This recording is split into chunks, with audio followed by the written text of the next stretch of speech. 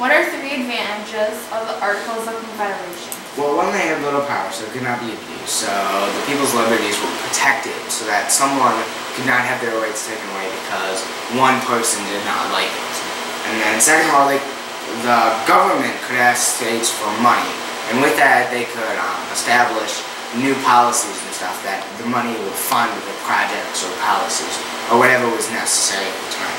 And then three, the government could ask the states for soldiers, and with that is if we have an invasion from France or Spain, the states would ask for soldiers to be able to protect against the invaders. What are three disadvantages of the Articles of Confederation? Well, one, they had little power, and that's also a con, or a pro, as I said before, but it's also a con. And part of that is that having little power, they can't do a lot as a nation. There's so many broad problems that one little group of people cannot fix. And then two, they had only one branch of law. And with that is, there's four problems. And now, you want four branches of government, because each of those problems are different. There's one about this and one about that, but there's no similarities. And so you need a branch of government that has the ideas to be able to fix that problem efficiently. And then the third one is huge states with more population had only one vote. So meaning that if I had a state with 20,000 people or a state with 60,000 people, the problem is both states only have one. But that 60,000 state has 30,000 different votes. But that 20,000 one only has 10,000 different votes. So you split it up, and there's so many different votes that with one vote you cannot be able to efficiently please the people. How did people feel about the Magna Carta? Well, the document was stating that the king was also subject to law, just like me and you are. And so part of that is that people were very happy because they wanted the king to realize that what he's putting on himself, he's putting on his people. And he may feel he has special privileges, and so because of that, he will put harsher laws. So overall, people were very happy that they would get equal with the king. Were you happy when Thomas Jefferson wrote the Virginia Statute of Religious Freedom?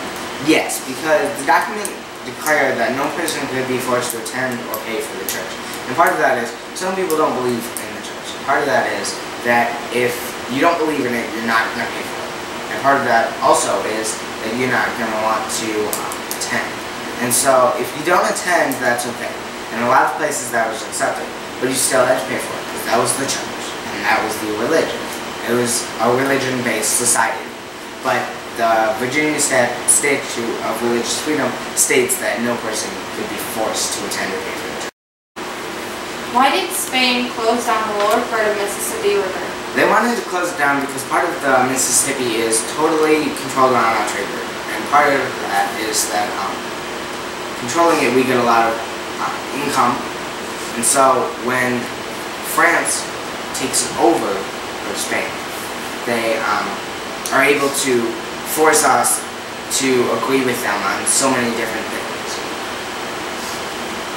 How did Massachusetts war debt affect your life as a farmer? Well, as a farmer, it's hard enough to get enough revenue or income to sustain a life or be able to live off of it. Also, as a farmer, you're able to create your own food. So you're not paying for food and those kind of expenses. It all comes in through your income. But part of that is that that income is also the income you get from having people buy your goods. And so with this extra taxes, I can't make as much income off of selling my goods.